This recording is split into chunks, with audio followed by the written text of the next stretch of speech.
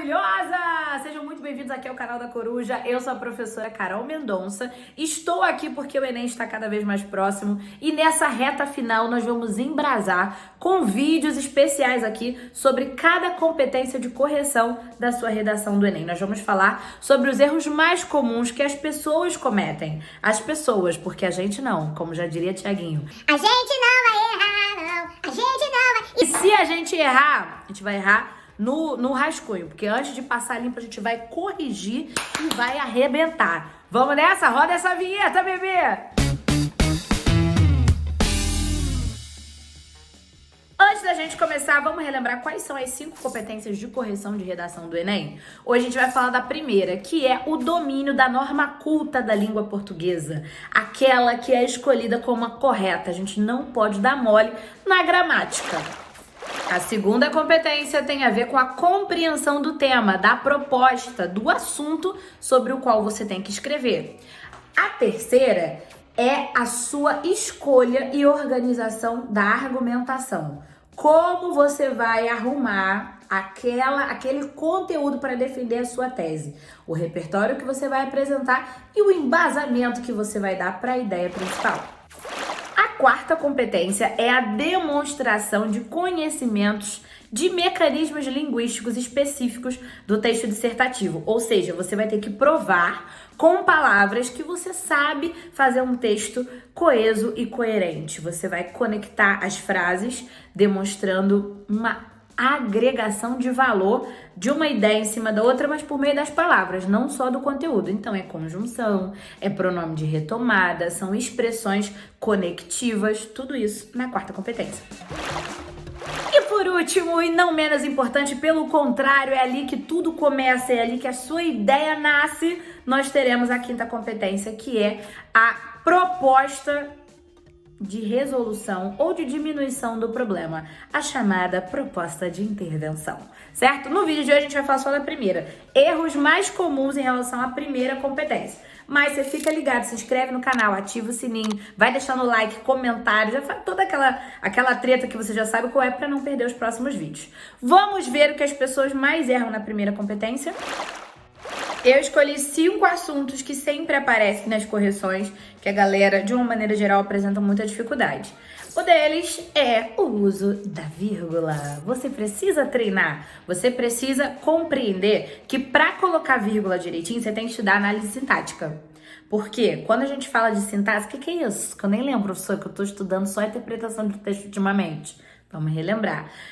Análise sintática tem a ver com as funções que as palavras ou expressões vão ganhar dentro de contextos específicos. Então, é sujeito, predicado, o tipo de verbo, se é direto, indireto, objeto indireto, verbo intransitivo, complemento nominal, agente da passiva, toda essa parte linda que a gente ama. Então, quando a gente estuda a sintaxe, a gente vê que é preciso respeitar a linearidade das coisas. Eu não posso, por exemplo, separar o meu sujeito do verbo com uma vírgula. Eu não posso dizer assim, ó, o Brasil, vírgula, é um país com potencial natural.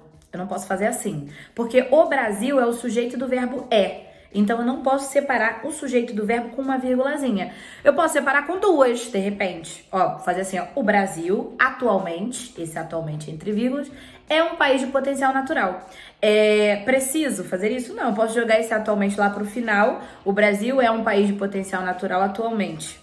E não uso vírgula alguma para evitar a fadiga, para evitar a dúvida. Mas se eu quiser fazer uma graça, eu faço assim, coloco 2.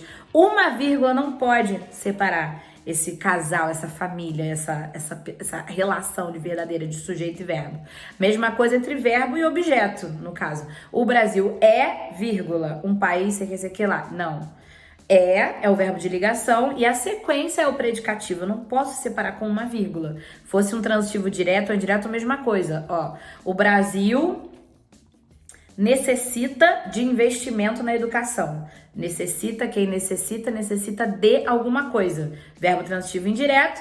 E na sequência vem o meu objeto indireto, eu não posso separar. Eles são almas gêmeas, tem conexão verdadeira. A gente não separa com uma vírgula e esse é um erro muito comum da redação. Então você respira e lembra que a vírgula não tem a ver com a respiração. Porque dá vontade de falar, o Brasil é um país não sei o que lá, mas não precisa disso. Até porque se você tiver um problema respiratório, você vai querer botar vírgula em toda parte, não é por aí. Bom, o próximo erro é o seguinte: repetição de termos. Não pode ficar repetindo a palavra no parágrafo e ao longo do texto também você não pode inflar o texto com a mesma palavra. Como você vai fazer? Você vai usar sinônimos. Como você vai conhecer sinônimos? Lendo ou buscando. Quando você for escrever a sua redação, abre o site.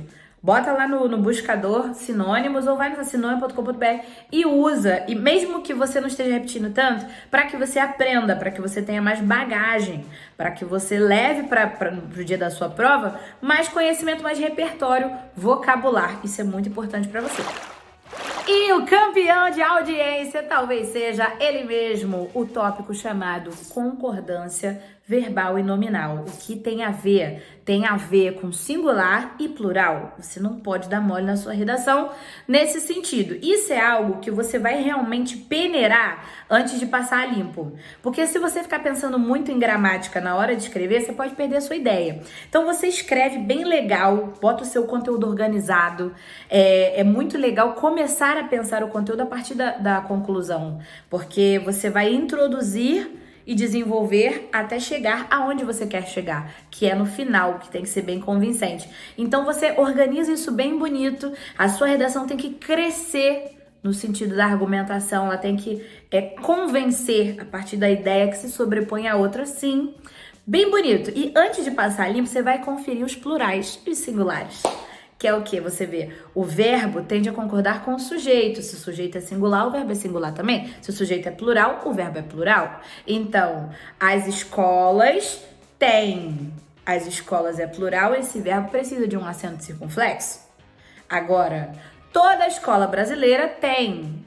Apesar da ideia ser plural, agora é singular. Esse verbo é sem acento. Né? Então, sempre que aparecer um verbinho, você vai lá conferir a concordância verbal. E em relação aos nomes, a concordância nominal, você tem que ver, a palavra é variável, ela tem condição de ir para o plural?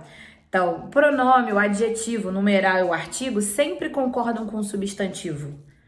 Quem é o substantivo? Quem que tá fazendo a expressividade daquele termo? Confere. Você precisa realmente colocar um S ou você precisa remover? Dá aquela conferida antes de passar limpo, que eu tenho certeza que a sua nota vai aumentar e você vai arrasar na competência número 1, tá certo? Conta pra mim aqui nos comentários se você gostou das dicas, se tem algum erro, algum outro assunto de gramática que você acha também difícil na hora da redação, coloca aqui que eu quero ler o seu comentário. E se você quiser garantir um notão de verdade na prova do Enem 2021, clica no link aqui do Estratégia Vestibulares e vem para o nosso curso específico do Enem, com correção de redação ilimitada e um monte de vantagens. Você pode conferir tudinho clicando no link sem compromisso aqui. Você vai ver que é o melhor para você. Não tem jeito, vai passar, deixa like, se inscreve, fala aqui mais o que você precisa nessa reta final que a gente vai fazer para você. Um beijo grande, fui!